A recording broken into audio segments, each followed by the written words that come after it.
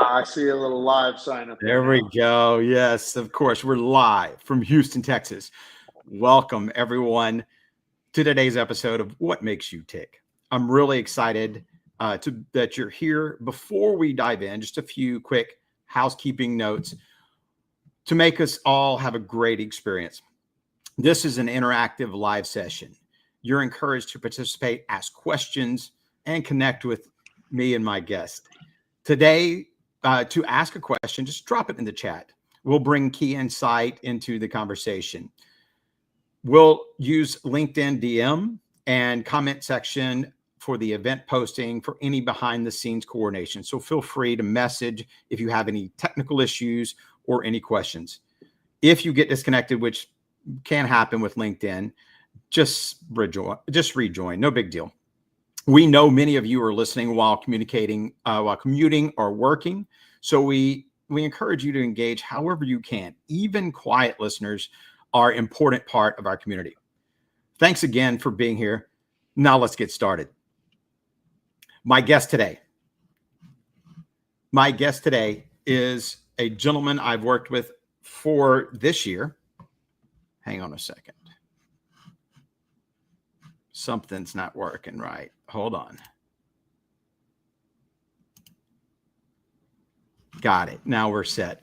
Let me start over again. My guest today is a gentleman I worked with for the last year. And of course, we had great conversations and we both love to talk. He has an interesting story.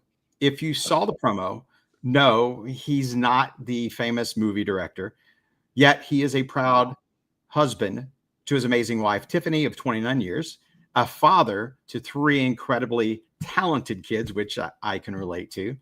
His daughter, Madeline, is making waves as a reporter at Fox 17 in Nashville.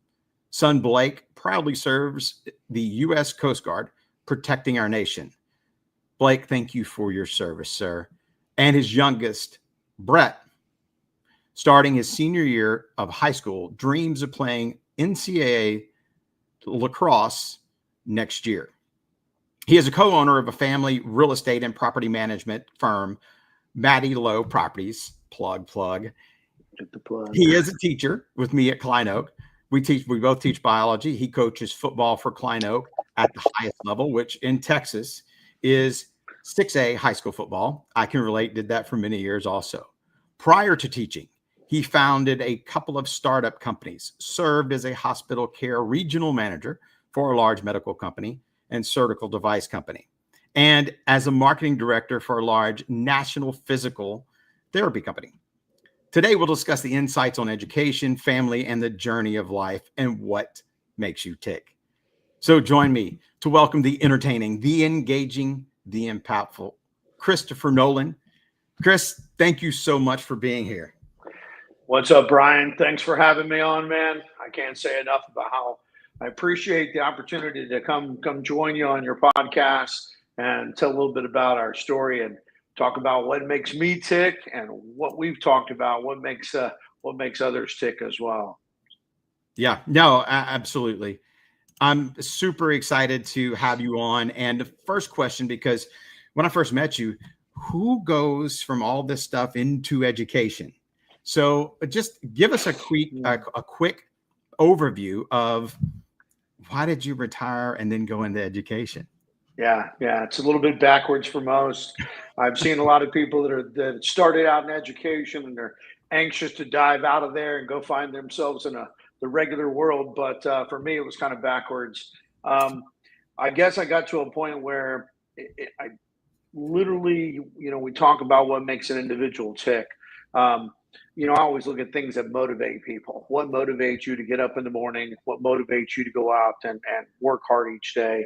And it got to a point where I really wanted to change. And we'll talk a little bit more about what kind of provoked some of those changes a little bit more down the road here in our conversation. So I don't want to throw it out there now.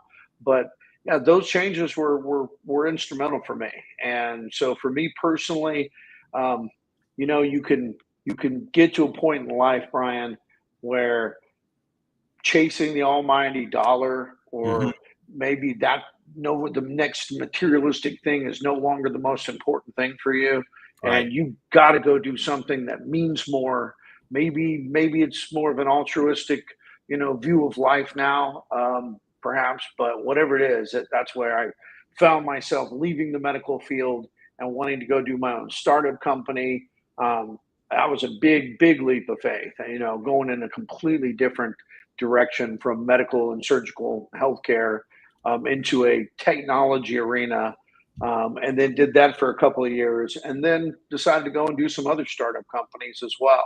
So maybe it was a little bit of sense of adventure, wanted to Yeah. go out and try some new stuff, and then I guess after all that, I found myself falling in love with the biology, the microbiome, the human microbiome from one of my small startup companies I was working with, out of UC Davis in California, and the rest is kind of history. It's just the way the cards aligned. I found myself after about 10 months in that role with the biosystems, looking for a different position, and it just so happened to be teaching, and I realized that was kind of my calling, and I've been 4 years into it now. I know we worked together for the past year, but Mhm. it's been 4 years for me at Klein Oak, and it's been a life changer without a doubt. Nice. And you and I have talked many times. I mean, starting a business is not that easy. It's No, and it's, there are people with great ideas that start a business and it never works.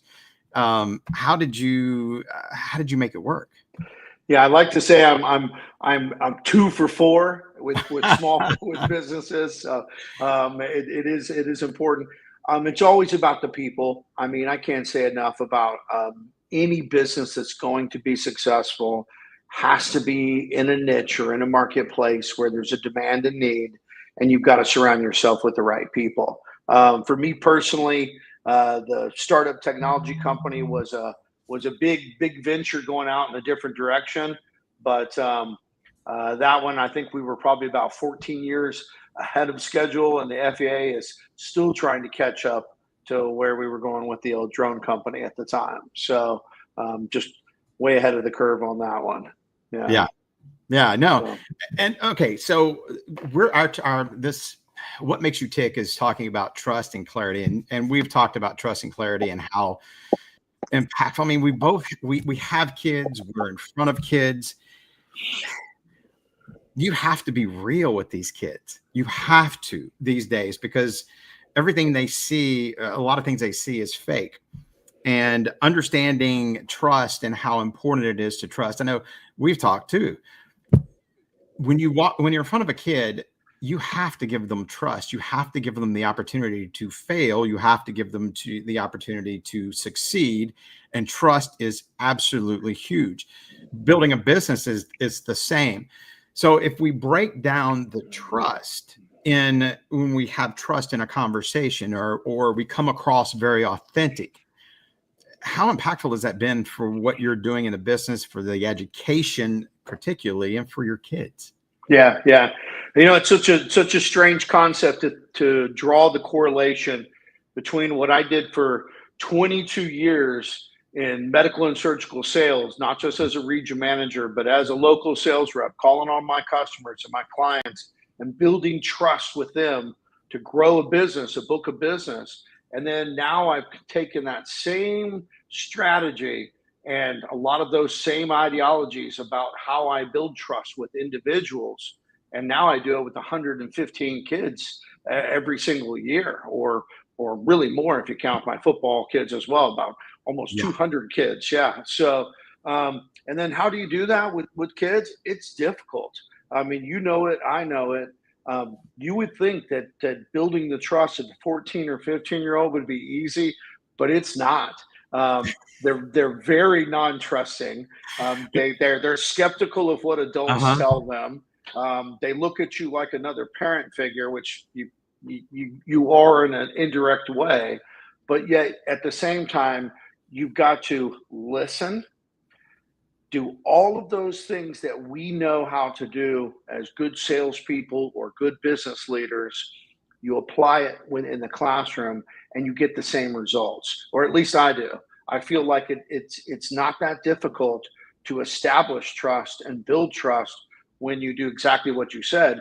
You're upfront, you're sincere, you're consistent, and you always do what you say you're going to do. I mean, and that to me, it seems very trivial, but nowadays, and I truly think, especially when we go into more about what clarity is, um, yeah, it's a very foggy world right now, and building trust in a foggy world is even more challenging because there is a lot of mistrust and misinformation, and just I think maybe there's too much information at times. What do you So do? How do you teach the kids how to do with it? We had a conversation the other day about transferable skills and how teaching has such great transferable skills. And when somebody asks me that, the first thing I go to is negotiating. They go, "Wait, why do you say negotiating?" Well, have you ever tried to negotiate with a 15-year-old? exactly. They're the most persistent. The human beings on the planet. They have a way of getting what they want. Yeah, they're pretty damn good negotiators. I'll have to agree. Yeah, and you can't sit there and say no because I said so. But wait a second, I've got it on TikTok that says no. Yeah. Exactly. So how do you being able to negotiate with them, and that's a trust. And you mentioned a minute ago, clarity. Clarity is huge, because if your message that you come across is fake, or it's not very clear, or you don't clarify what their message is, you've got a communication gap there. Yeah. And that when you talk about communication gaps, I think that's probably one of our biggest challenges, not just with our kids today in our classrooms, but even with us in the business world.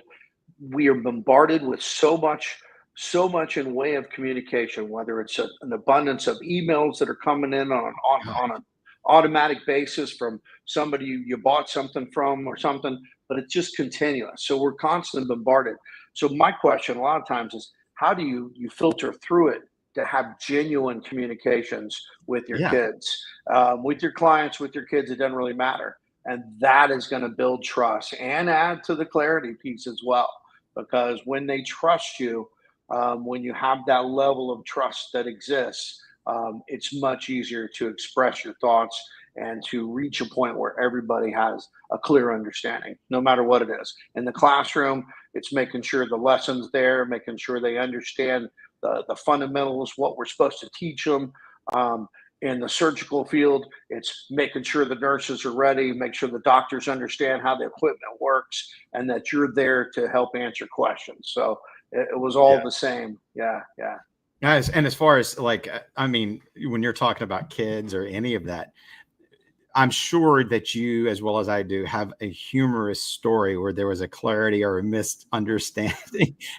Look, sports, you and I both coach sports.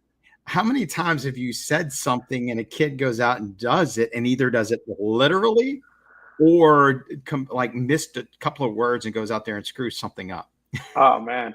Well, I mean, when it comes to young people, they will take what you say literally. So you've got to really think before you speak. I guess that's one of the good rules.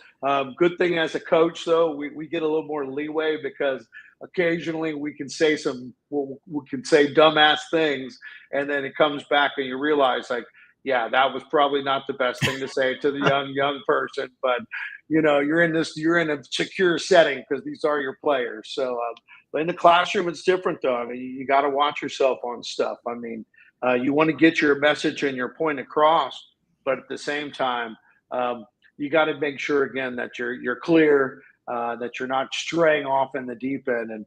And when you teach a biology class, it's easy to do that too.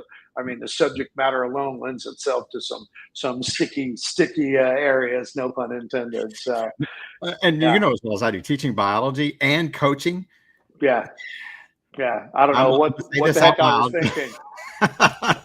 There's certain things that we can say.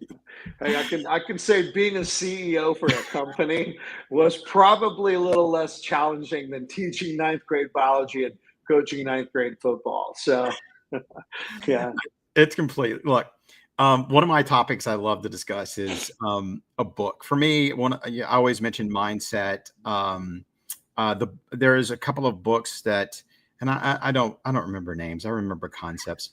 There's a couple of books that I've read over the years that have made a huge impact. And I for me, and I tell everybody this, one of my when I went through my divorce, I decided I'm not, it was something that I really loved, was to have a family. And when I lost it, it was the one thing I lost, but it wasn't going to beat me up. And I'm not going to hold that against her, because that's just stupid. That's negative energy that's coming into me. I never understood what all that meant. But so one of the things I've done was run or have some time to exercise. And it became more of an important part along with my kids over the last, and you and I have talked about this many times over the last, I guess since 21, 22, I started running, listening to books. And since 22, I've actually recorded a lot of the important parts, almost a summary or my thoughts as I'm running. So I'm up to almost 100 pages now, believe it or not. Nice. Any books that made a huge impact for you? Yeah. I mean, I'll be honest, maybe it's the ADD part of my background, but I'm not the biggest book guy. So for me to look back, and I thought about books and stuff, there's really two that have been probably instrumental in my life. I can say I probably only really read about 20 books, sadly. So I'm negligent in that arena. But The Art of War by Sun Tzu was a must read for an early young sales guy. And I mean, it was one of those things that everybody talked about it. It was very popular years ago.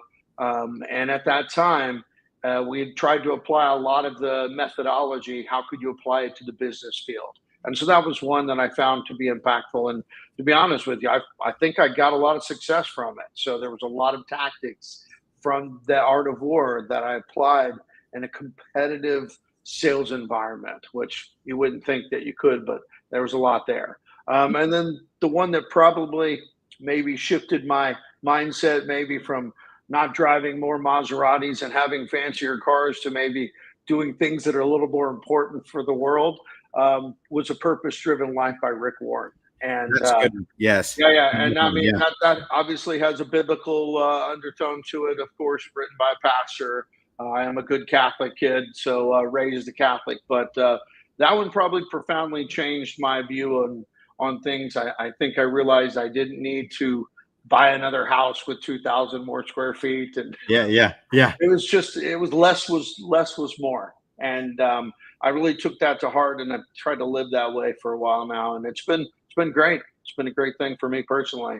So. It's funny because a lot of those things, I'm with you. A lot of those things are, we read books, we listen to stuff, and we try to, especially as coaches and mentors, we try to stay positive. No matter what happens in your life, those things can stick with you. And as long as you're looking at and making an impact in your own life through those books or through wherever you can listen to, anything that has positive energy is amazing. I read that same book after my divorce, and it was important. It just changed my perspective on the way I looked at things. If that's all it does, then it served its purpose. Yeah, for real. I mean, it altered my perspective on the way I viewed things in life, and maybe how I categorize the importance of what was really important to me personally.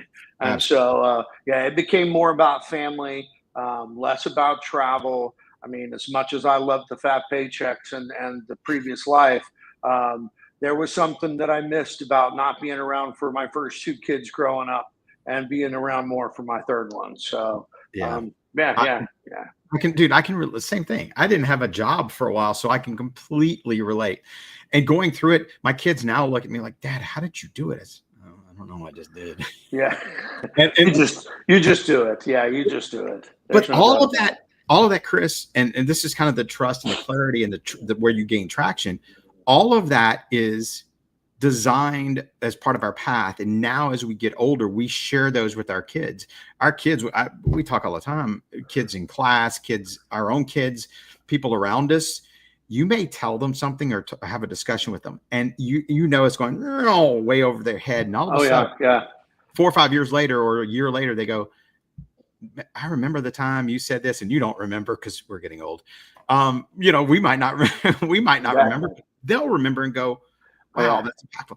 I can now have conversations with my kids that I couldn't back then because of the maturity level, the things that you were going through, but now it's created lessons that I can pass on to them. And it's been amazing.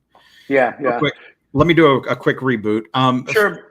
If you guys, thank you for joining us. This is my second podcast, What Makes You Tick. It's an authentic, relaxed, purposeful conversation on trust, clarity, and traction. Why? To help you incorporate your purpose into what you do, the impact on your life and others. How do we do this?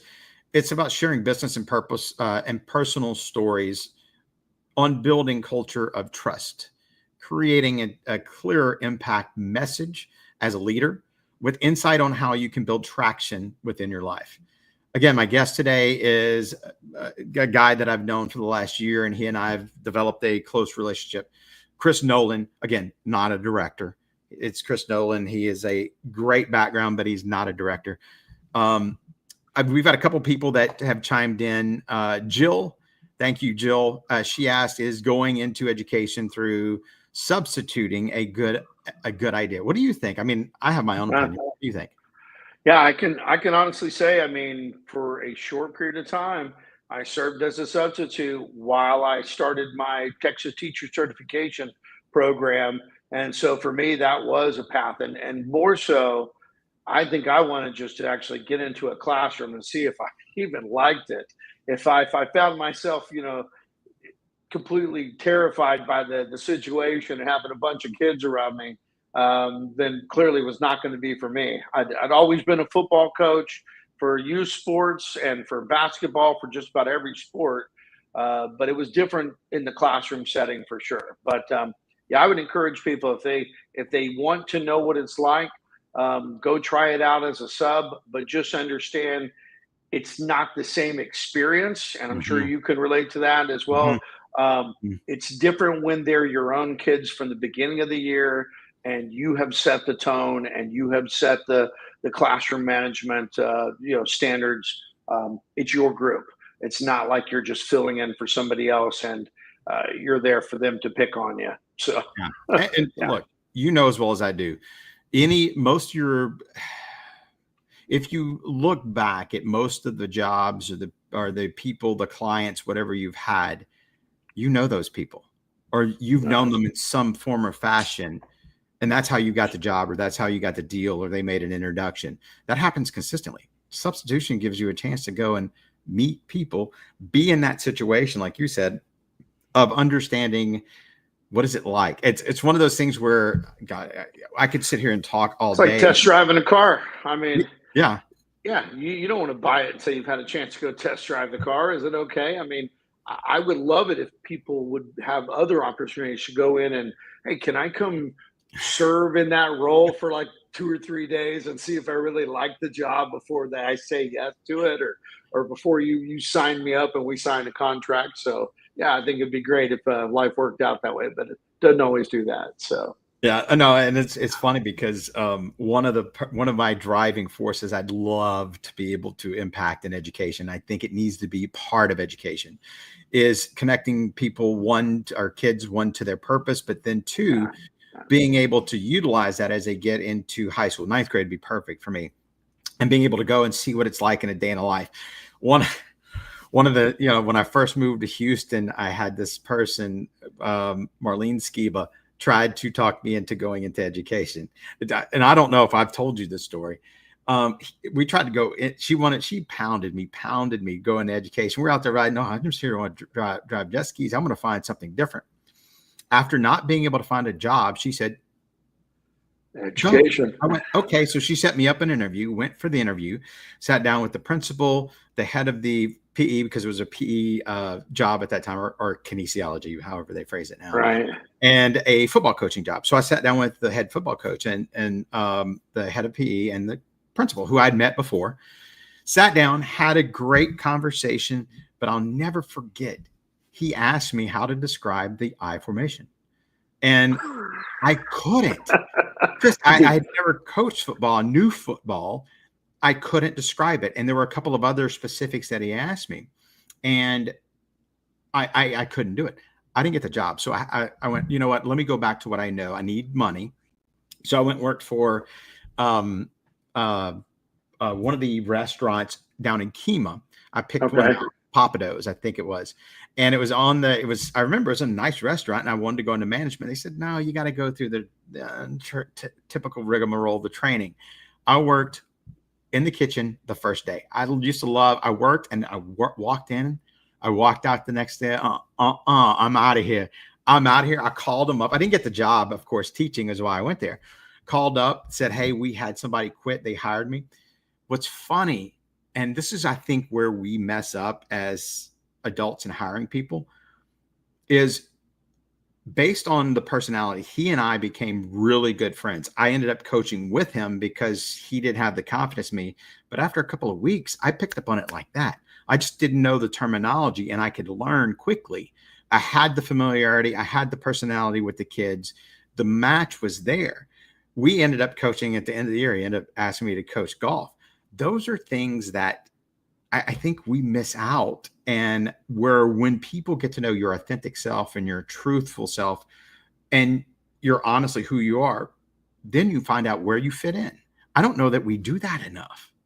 And I don't know that if I go work in the kitchen, my point was, if I go work in the kitchen, heck, I know where I want to go. I don't want to go there.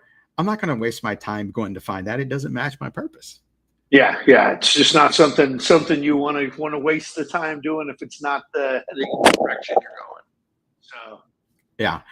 Look, so we talked earlier too.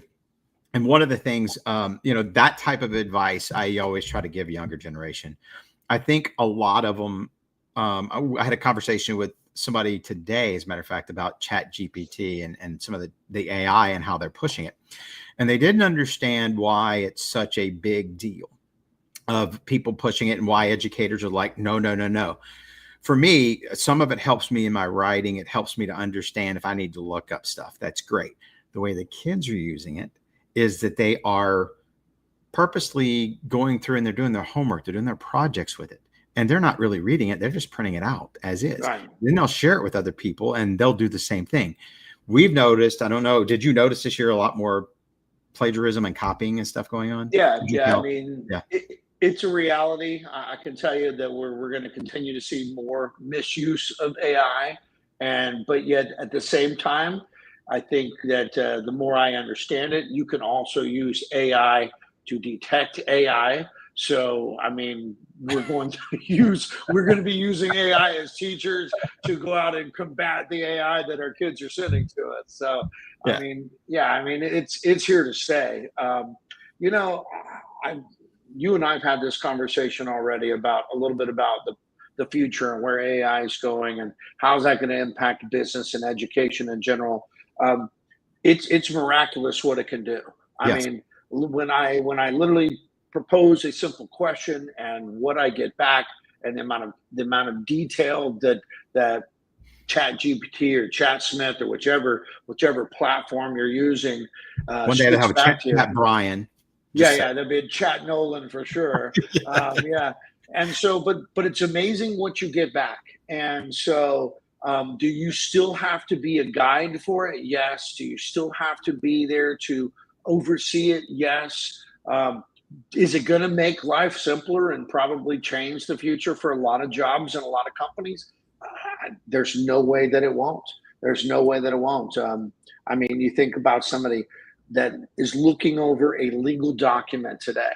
Yeah. You can have a AI legal assistant do it, and they will find more mistakes and corrections than a paralegal team would. Mm-hmm. And they can do it in seconds versus taking a week to go through all the documents. And so, I mean, I don't know if you can even quantify how it's going to change business. So I just say, like everything that you and I have seen in our lifetimes, this is one I'm going to fully embrace, and I'm going to ride with it. And just like I did with the technology in the healthcare arena and the technology in the drone arena with my previous path, this is one I'm going to embrace and run with it as well. I don't know where it's going to end up, but and I can see the misuses will be vast.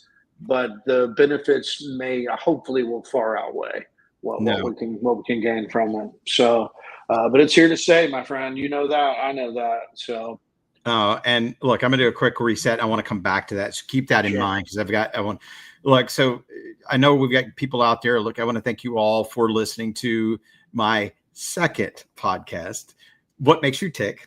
Chris and I are having an authentic, purposeful conversation about trust, clarity, and traction, which is going to lead me into my next question, because I really want to dive into the AI and the truth part of it. If you have any questions or comments, we'd love to hear. We'd love the engagement, chat or the LinkedIn DMs. Send them, please.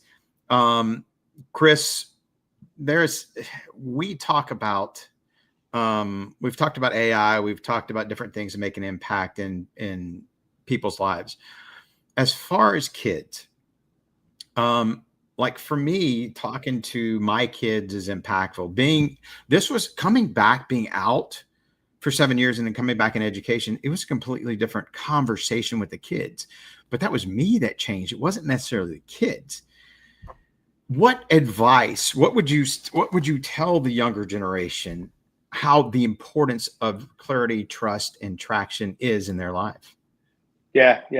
Bryan, that's an amazing place to go with your kids. And you wouldn't think that a biology classroom is one of those places where you get to have that conversation, but you clearly do. For me, it's always about, just like you said, building trust.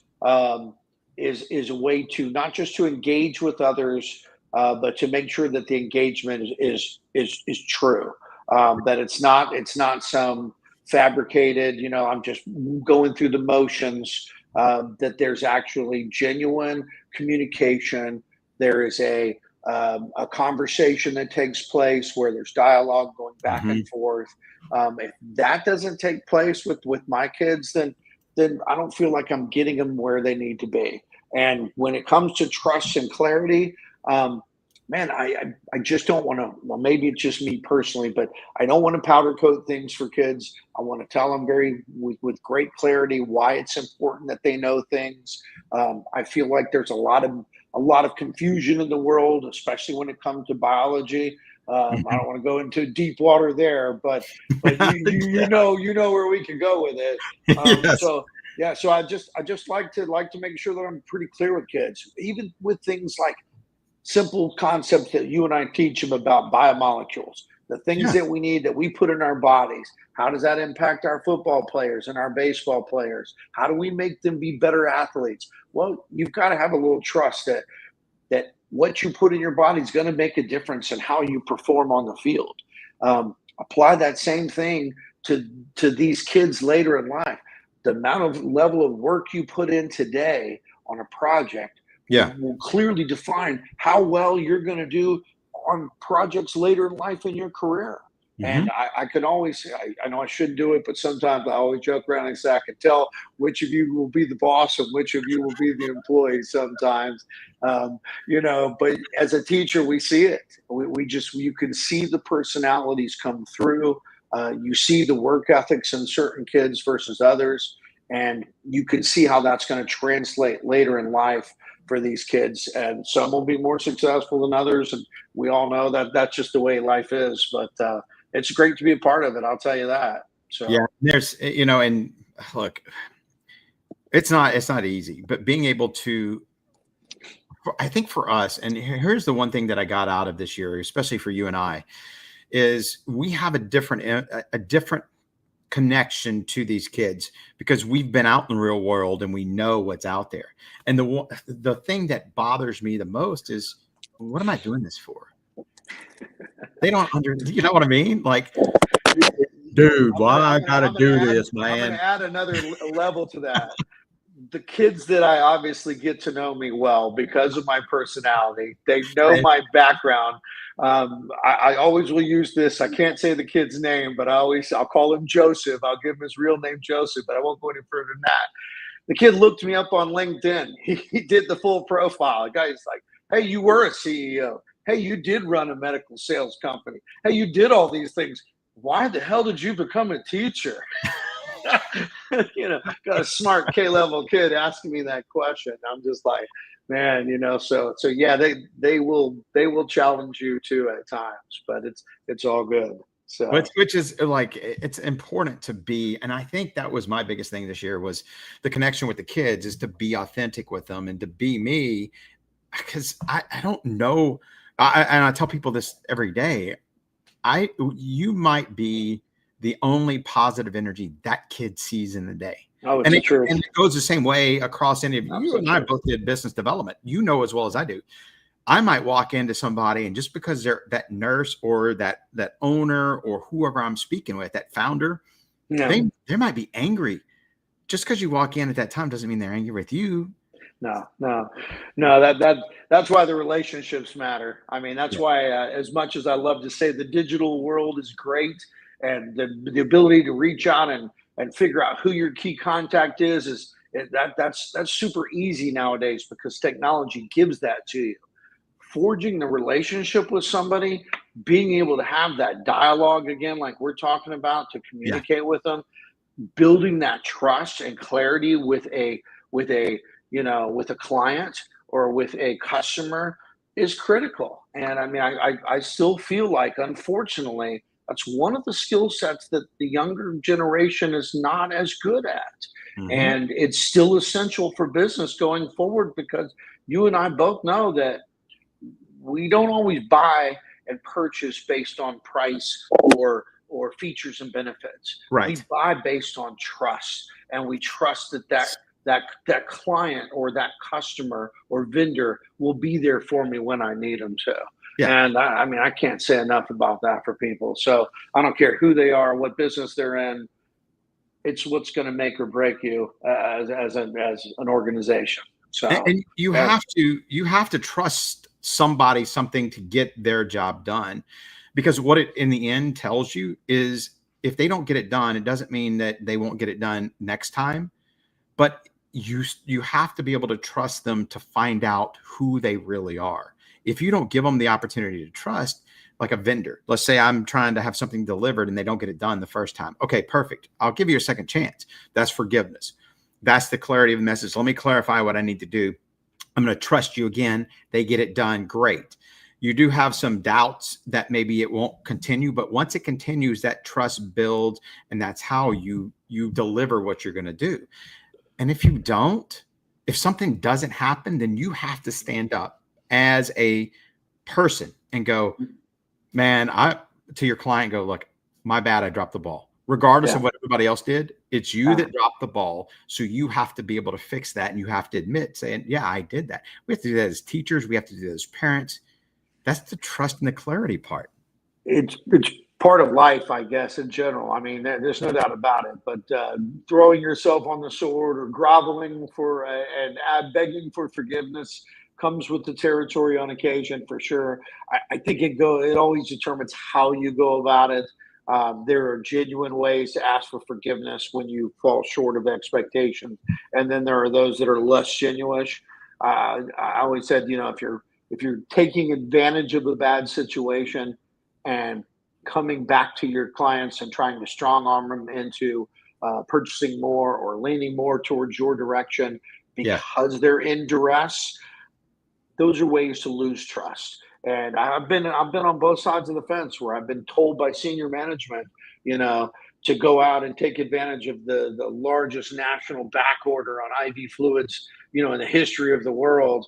And they want us to go into huge accounts like MD Anderson Cancer Center and trying to bundle products together that really weren't beneficial to MD Anderson. And Yeah. so, those were areas where they challenged my trust with my clients. And I found myself in a position where I wasn't real happy doing that. And probably why I found myself, after 22 years, taking that leap of faith and going out and doing my own startup company after that. So, That, yeah, it's trust. that's usually Trust the way it will, works too yeah, with a startup. Yeah.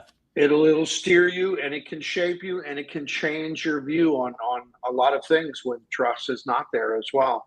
No, and So that leap to go into a startup or a founder type situation is not easy. Both of us have been there. yeah. But and there's a lot of failures that come along. You have to be able to get past those failures and look at them as, that was a learning opportunity. Oh yeah, yeah, yeah. Every startup, the ones I've been physically a part of and creating myself, to those where I have actually just been, employee number 49 in a company like Evolve Biosystems out of California. Yeah. Yeah, those are examples where clearly you start out and you have to trust that there's going to be a bigger, brighter future there, and you're a part of making something grow. Um, the road bumps along the way sometimes are out of your control, and that's where reality kicks you in the rear sometimes. But that's where I always say that with startups there's a great deal of risk as well. Yeah. But without, I guess this is to borrow from the DC comic guys, without great risk there's no great reward. So Correct. yeah, for sure. And look, that'll lead me to kind of the last thing that we're getting close to time, but I do want to discuss briefly. Look, there's always been somebody in your life that you've trusted to help you make a decision, whether it made a positive or a negative. And sometimes those negative impacts actually impact you on a positive manner. In other words, you can take away from those negative events that happen in your life and something good can eventually come out of them. Is there anybody in your life that you would say that has made a huge impact or a positive impact in your life? Yeah, I mean, clearly, you wouldn't be living a great life if you didn't have people that were influential along the way.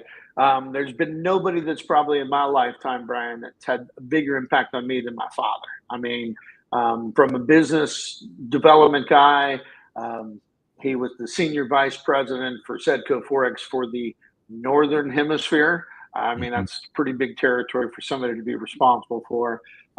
We traveled all over the world growing up when I was a young kid, so I got to see my father actually working with customers and his employees, and I got to see that interaction with my dad as the vice president interacting with his employees. And I always remembered, he worked crazy hours. He was that see him 1 week out of the month kind of thing. The other 3 weeks out of the month, he was traveling or gone. But always remembered the work ethic, and I always took that to heart. So, and the other side of it, Jim, honesty. I remember my father telling me a lot of times that honesty won't only serve you well in business sometimes, which is kind of sad, but because there are dishonest people in this world and stuff, and sometimes people are gonna lie to try to get ahead. And Uh-huh. he goes, if you lose a deal because somebody else lied, you may not win that deal today, but that deal will be yours in the future. And I used to think about that little statement about just don't ad lib, don't bloviate, don't go out there and make it bigger than it is. And that was always something that served me well. So yeah, thanks to my pop for that one. Sad he passed away in 2010, but left a mark on my life I'll never forget. So and then there's been others. There've been others, some amazing people along the way. It's funny because you never know who's going to make an impact. And I was every time I ask that question or we have that discussion, I'm interested to hear people's answers. And that's whether I'm doing this or just, it's one of those questions I like to hear what people say. For me, my dad made a big impact. He was there. He helped, he coached me. I saw him, we grew up in an area where there wasn't a lot of education. South Louisiana, there wasn't. You came out of a high school degree and you were still fairly educated, but there was a lot of growth, great culture. I'm not knocking, but the education system there sucks. And it does put you behind the eight ball. My dad, I saw him, same thing, work ethic was amazing.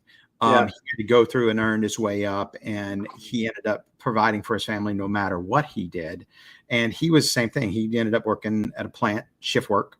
So 12 on, 12 off, 3 days on, or sorry, 2 on, 2 off, 3 on, 3 off, so on, and flipping back and forth.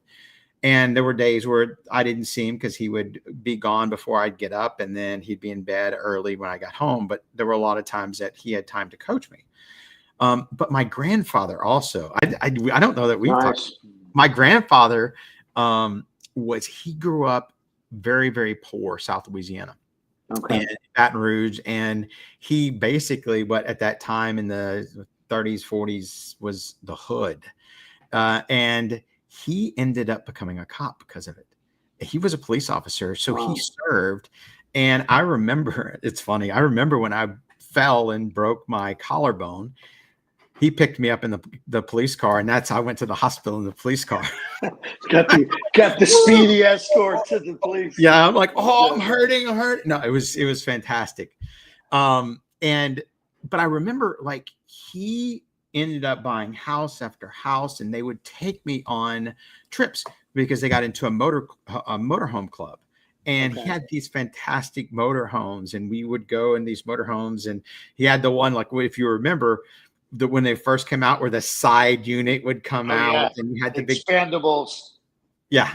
It was amazing to see him, and knowing his story and the work ethic and the amount of people that he knew. And I look back, because of a lot of being able to hang around him a lot, being honest and authentic was who he was. But he would kick you in your butt if you did the wrong thing. He'd pull his gun on you if you were going to threaten him. Now, granted, not to family and stuff, but that's what he did as a living. So he protected his family, but he was honest and he was authentic to who he was. It was amazing to see that kind of stuff. Pretty awesome. Yeah, that's pretty amazing. So that explains why you are the person you are, Bryan. You come from good stock. So. Well, wait, are you the oldest? No, I'm the youngest, actually. I've got a sister that's 4 years older than me. So that explains your spoiledness. I mean, wait, did I say that? Yeah. Because I'm the oldest. Yeah, that's probably why I tend to like some of the stupid things in life. So, look, you see, it's for whatever reason, the oldest always feels like they need to be the most responsible. I think it's because they had the most rules thrown at them, probably. It is. We had to go through we were the ones that had the belt whipped across us, and everything was impactful. We were the ones they made all the mistakes on. Then you get to the last one, they go, I'm not spending that energy doing that. It didn't. What am I going to do?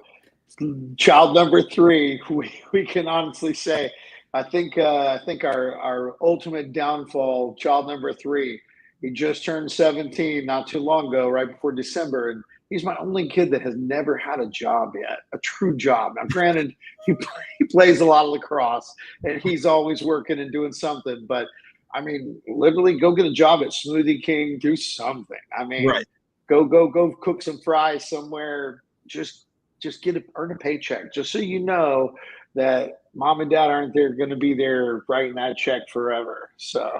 Go ask the question. Hey, you want fries with that? Yeah, ask that question. That's a huge piece. My daughter is a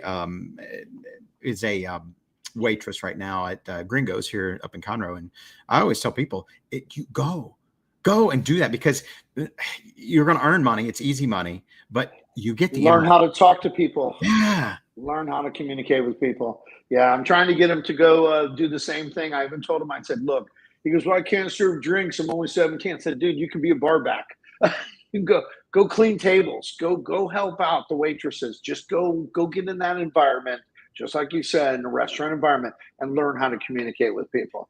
Yeah, it was funny. Sure. Yeah, what was funny is I looked for a job when I was 17 after I graduated. I was 17 when I graduated high school. So I went and worked for Ralph and Cacoo's in Baton Rouge, and where did they put me? I was interviewed. I was 17. What did they do? I was a bartender, and we had our oysters in the middle of the bar, so I had learned to shuck oysters during the week. Some serious oyster shucking on the quick fly. So, and I wasn't even legal. And here I am serving alcohol to all these people. I worked my way through college bartending and waiting tables, and I'll tell you, I mean, in part because I messed up my own free ride originally by going off to college and having a little too much fun. Shocker there. I know that's hard for you to believe that Mr. Nolan could go off and.